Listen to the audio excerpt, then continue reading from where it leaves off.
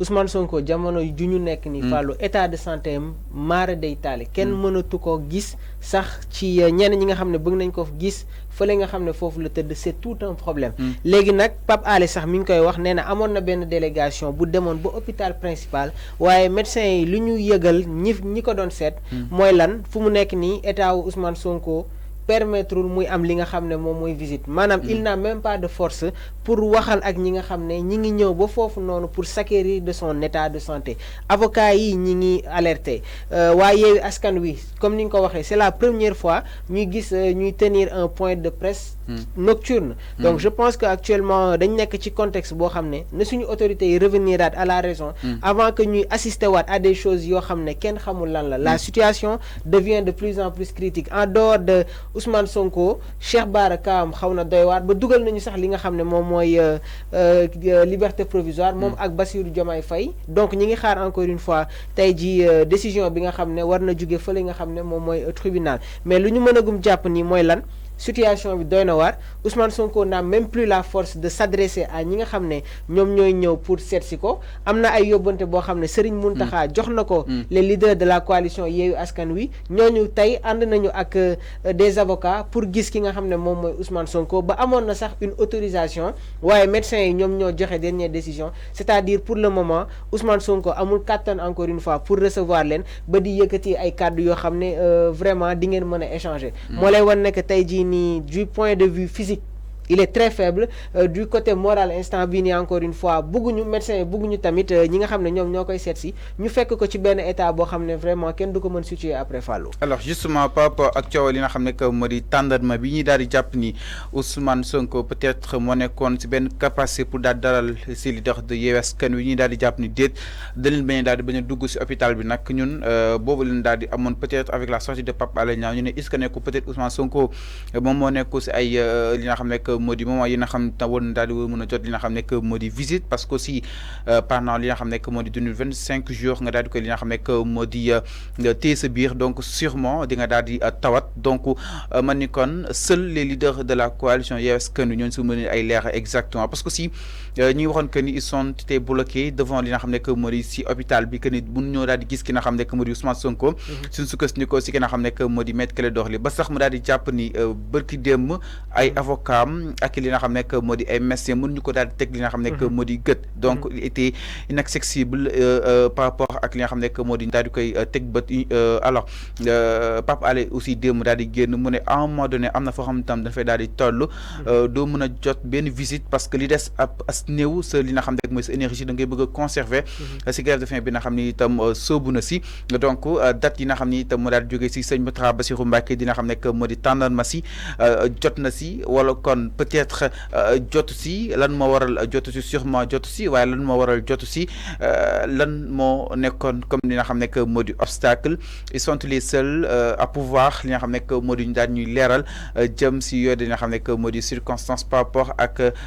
acquisition jëm si Ousmane Sonko jëm si yooyu dañu xam ne que moo di tànnax moom. waaw Fallou Pape Alé mi ngi koy expliquer nee na moom am na fu mu tolloon ci grève de la faim bi mënul woon sax di recevoir li nga xam ne moom mooy visite donc il a tenu à préciser wax ko médecin yi ne leen en dehors sama waa famille ak mes avocats bu kenn ñëw bëgg ma gis parce que mon état ne le permet pas en plus dama nekk ci situation boo xam ne énergie bi nga xam ne moom laa dese dama koy conserver parce que dama nekk ci li nga xam ne moom mooy grève de la faim Pape Alé dégg nañ ko sax mu ne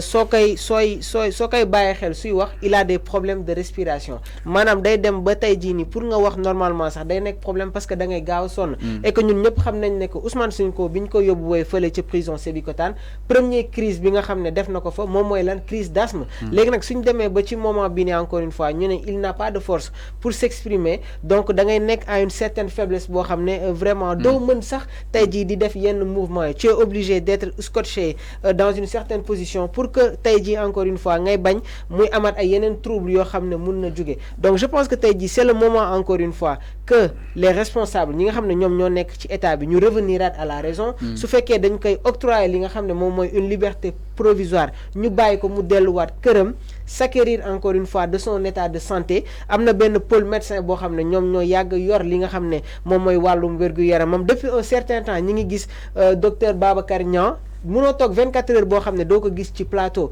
en dehors de invitation yi nga xam ne ñi ngi ko koy def mais mi ngi génn di alerter donc je pense que c'est le moment encore une fois à ce que les autorités reviennent à la raison ñu jël une décision boo xam ne dina mën a indi benn assouplissement concernant le cas de Ousmane Sonko dañu nekk ci jamono joo xam ne nekkuñu ci contexte politique dañu nekk ci contexte humanitaire humanisme donc nañu delloo si waat seen xel revenir à la raison Fallou aujourd'hui la situation est très très très très préoccupante donc encore une fois il faut que tey jii ñi nga xam ne war nañu jël kàddu on ne sait pas exactement est-ce que dina am parce que léegi nekk nañ ci contexte boo xam ne fi ñu waree jël parole c'est-à-dire seen siège yi dañ koy barricader propriété privée la saa yoo rombee ci VDN bi muy PRP tu vois tout le temps il y a les gendarmes qui sont là-bas léegi nag bon xamuñu exactement ndax dinañ leen bàyyi ñu tenir seen point de presse boobu noonu et que le plus important mooy askan wi tey jii ñi ngi xaar encore une fois à ce que les leaders de la coalition Yewwi Askan Wi ñu jël seen ay responsabilités wax exactement le problème yaa ngi doon wax ne que am na njóbbante boo xam ne jóge na Touba mais ba tey jii nii Ousmane Sonko mënagu si jat léegi nag à quoi le but au moment où ñi ngi doon wax Ousmane Sonko bi mu nekkee prison soit moom moo bëggul woon lekk wala grève de la faim la mais man tey jii jàpp naa ne que ñoom ñoo ko poussé à ce que mu entamer grève de la faim parce que bëggul lekk aliments yi nga xam ne mu ngi jóge ci prison yi am na famille ñooñu am nañu les moyens pour indil ko lekk tous les jours mais nañ ko autorisé ñu leen indi lekk maa la doon wax le cas de Karim Wade à un moment donné il ne faisait pas confiance aux aliments qui provenaient de la prison donc du coup suñ ko koy indil dañ ko doon def si benn boîte cadenaare ko suñ koy tëjee dañ ko doon def si kanamam ñu vérifier ndax amul leneen si biir léegi nag suñ ñëwee ba si contexte bi nit boo xam ne nee nañu toog na plus de 23 jours lekkul effectivement Fallou s'il y a quelque chose qui va se passer sur le cas de Ousmane Sonko ñi ngi xaar encore une fois à ce que aujourd'hui les leaders de la coalition Yewwi Askan Wi yëpp ñi ngi leen di bàyyi xel cette fois-ci nañu jël seen ay responsabilités situer le problème wax exactement yan solution moom la ñuy envisager pour que ñun ñu jugee ci contexte bii nii mën a dem ci beneen contexte Fallou. Alors mi ngi noonu par rapport ak wàllu wu nu mel je vous rappelle que yéen seen émission yi nga xam ne mooy du soir su 5 donc mi ngi noonu sont les seuls à pouvoir justement nous éclairer par rapport ak li nga xam ne que moo di tolluwaay wi jëm si date yi nga xam ni itam sëñ Mountakha Bassirou Mbacké moo ko daal di jébbaloon ki nga xam ne que moo di justement Ousmane Sonko donc fan la daal di war a mën a mujj ñoom itam li leen si daal di xaar dans quelques instants incha allah par rapport ak li nga xam ne que moo di commission bi nga xam ni itam sëñ Mountakha Bassirou Mbacké moo ko fi daal di amaloon donc mi ngi noonu les leaders de Yewwi Askan Wi vont se prononcer dans quelques instants incha allah dañ ko daal di am en direct sur les antennes de Sénégal 5 TV ñu daal di xool exactement ñoom itam ban réaction lañ si daal di war a mën a daal di def est-ce que da leen bloqué si bunt bi wala kon est-ce que Ousmane Sonko moo nekk woon si benn li nga xam ne que moo di capacité di daal di jël boobu de li nga xam ne que moo di tànnama wala comme ça daal di amal ay waxtaan donc wala daal di war a mën a trouver d'autres moyens parce que yóbbante peut-être moo ne ko yóbbante rek ñëw jox kenn tànnama bi sax mu yóbbul ko exactement ils ne sont pas obligés pour toog waxtaan ak moom. xam nga tey jii man Fallou ban jàngat moom laa siy def. parce que amoon na benn moment boo xam ne ñi ngi doon poser wu des questions. ndax Ousmane Sonko moom moo déclenché grève de la faim bi ndax Ousmane Sonko moom moo bëggul lekk mais tey ji conclusion bi ñu siy tiré mooy xam nga lan à travers message bi nga xam ne Serigne Mountakha lancé na ko c'est-à-dire su ma nee message mooy ñi nga xam ne ñëw nañ fa seet si ko nee na leen pour ngeen soo leen demee si moom ngeen wax ko mu dakkal li nga xam ne moom mooy grève de la faim bi yëkkati tàndarma jox leen ko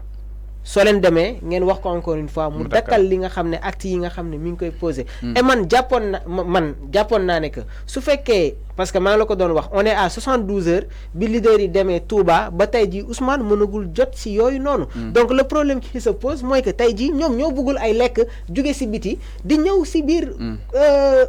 kii bi pavillon spécial bi conclusion boobu noonu moom lañ si tiré loolu moo tax ma ne la il faut revenir à la raison Fallou tey jii situation bi Ousmane Sonko nekkee mais yow sa mbokk su fekkoon nekk mi ngi si situation bi rek tey jii ils peuvent te pousser encore une fois à ce que Fallou nga am benn comportement boo xam ne kenn du ko expliquer il ne faut pas pousser les gens à leurs extrémités et que man dama jàpp ne que su fekkee dañ ne réew ci biir réew mi am na démocratie la démocratie attribue des droits inviolables maanaam nit bu nekk tey jii am na loo xam ne constitution bi may leen ko xam nga moom mooy lan su fekkee da nga am message boo xam ne da nga ko war a lancer si nga xam ne moom mooy suñu autorités yi en dehors nga bind leen message tu peux sortir def sa manifestation pacifique ñu encadrer la après nga dem nga ñibbi. tey le constat qu'on fait moom mooy lan am na manifestation yoo xam ne waroon nañ ko tenir ci week-end bi préfet bi génneewaat na arrêté ne manifestation yooyu noonu mënatuñ ko organiser. et man dama jàpp ne que ci dëkk boo xam ne dañuy wax démocratie les manifestations dañ leen war di autoriser. informer ki nga xam ne moom mooy l'autorité publique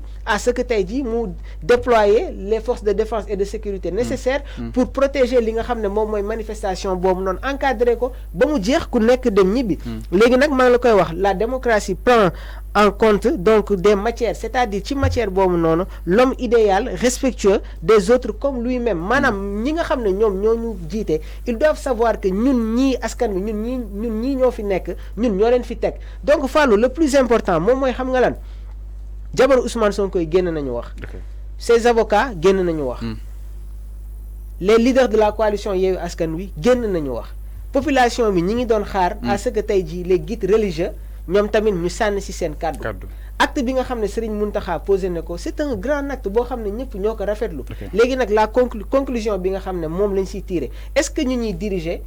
respecté nañu kilifa diine yi. est-ce que ñi nga xam ne ñoom ñoo ñuy jiite respecté nañu population bi nga xam ne ñoom ñoo dem ci urne yi voté ba ñoom ñu nekk fi tey. xam nga man j'ai l'habitude de te dire tout le temps que ñun nekkuñu ci royaume nekkuñu dans l'anarchie temps yëpp maa ngi lay wax nous ne devons pas quitter l'état de droit pour dem ci li nga xam ne moom mooy l'état de passe-droit c'est très dangereux au moment où en Afrique on nous dit que tey jii am na benn tache d'huile qui est en train de se répercuter yaakaar naa ne yow soo nekkee ci nguur gis la révolution qui est en train de se passer en Afrique tu dois faire très attention on a vu ce qui s'est passé au Mali gis nañu encore une fois ce qui se passe au Burkina Faso ba ñi nga xam ne ñoom ñooy dirigeants yu nekk foofu quand tu les entends parler tu sens que ñii nii seen discours am na foo xam ne foofu lañ ko jëlee léegi nag y a une répercussion boo xam ne mi ngi nekk di couler y a des pays yoo xam ne gis nañu exactement problème ak situation yi nga xam ne moom la ñu traversé Côte d'Ivoire jàll na fi aujourd'hui on est en train de parler du Niger donc c'est des cas yoo xam ne bépp dirigeant boo xam ne yaa ngi en Afrique da nga ko war a tenir en compte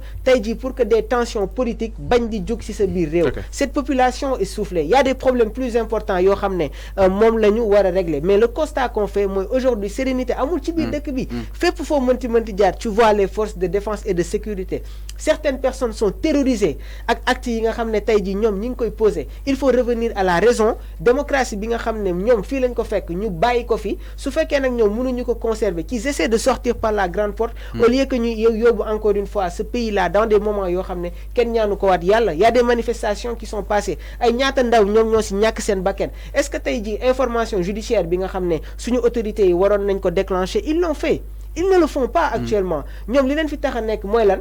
non ñun nañu conserver encore une fois nos intérêts personnels alors que jamono jii nii il doit pas y avoir d'intérêt personnel il doit y avoir des intérêts communs ñuy dem di saafonte ak askan wi di leen wax exactement leurs problèmes et que c'est l'État qui doit amener des solutions concernant le développement de ce pays là. alors l'État moo war a mën a indi li nga xam ne que moo di ay pexe ñu dëkk bi daal di gën a war a mën a ñooñ donc c'est important ñu war see war a mën a bàyyi xel donc mi ngi noonu une réunion d'urgence convoquée par la coalition Yewwi Askan Wi nañ ko daal di am dans quelques instants en direct sur les antennes de Sénégal